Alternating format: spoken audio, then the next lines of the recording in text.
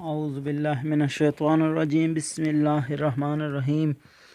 ساتھیو، قرآنی اعمال سے شفا کے لیے ہم کوششیں کیوں نہیں کرتے؟ اس موضوع پر آج اس ویڈیو میں ہم کچھ بات کریں گے۔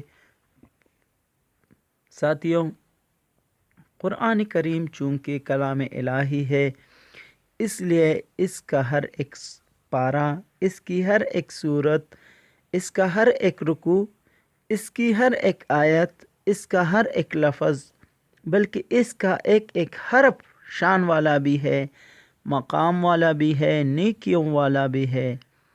شان، مقام اور نیکیوں کے ساتھ ساتھ اپنے اندر وہ کروڑوں فوائد، کروڑوں حواس، کروڑوں شفائیں لی ہوئی ہے۔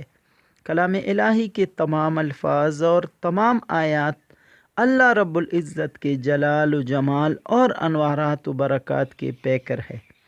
اللہ خود بھی شان والے ہے، اللہ کا کلام بھی شان والا ہے، اللہ خود بھی عظمت والے ہے، اللہ کا کلام بھی عظیم ہے، اللہ خود بھی بے مثل ہے، اللہ کا کلام بھی بے مثال ہے، اللہ خود بھی یکتا ہے، اللہ کا کلام بھی یکتا ہے، اللہ خود بھی شافی ہے، اللہ کا کلام بھی شفا والا ہے۔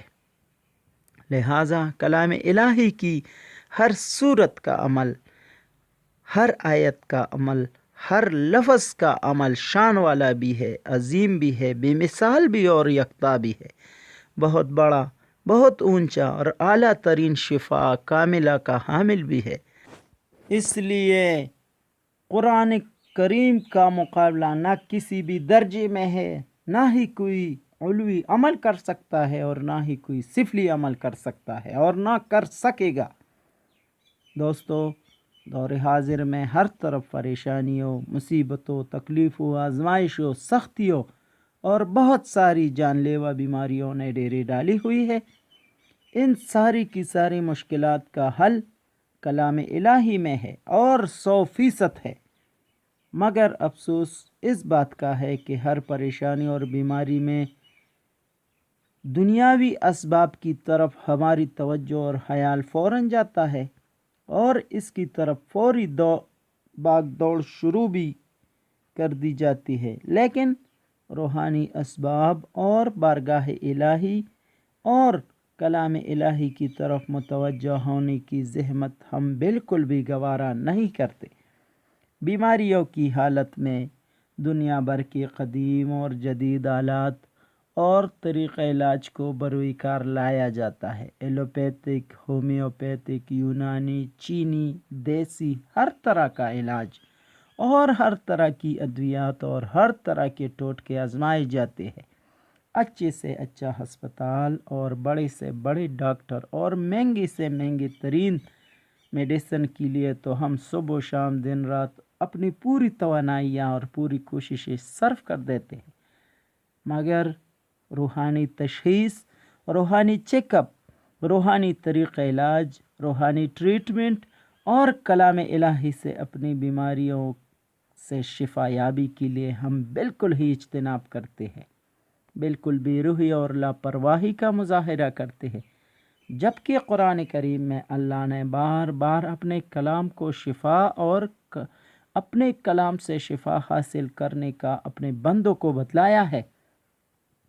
لمحہ فکریہ اس بات کا ہے کہ کہیں ہم کلام الہی سے زیادہ دیگر چیزوں پر یقین تو نہیں کرنے لگ گئے؟ کیا ہمارا یقین کلام الہی سے ہٹ تو نہیں گیا؟ کیا ہم کلام الہی کو شفا کا حاصل سمجھنے کے منکر تو نہیں ہو گئے؟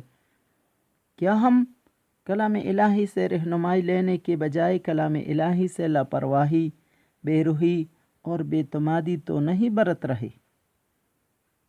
سامعین، کلام الہی سے محبت، کلام الہی کی عقیدت، کلام الہی کا ادب، کلام الہی کا احترام، کلام الہی کی تلاوت، کلام الہی سے پریشانیوں سے نجات، کلام الہی سے اپنی بیماریوں سے شفا یابی، کلام الہی سے اپنی تمام تر مسائل کا حل ضرور تلاش کرنا چاہیے، اور ہمیں کلام الہی سے ہر چیز کا حل اور 100% بہتر حل ضرور ملے گا انشاءاللہ۔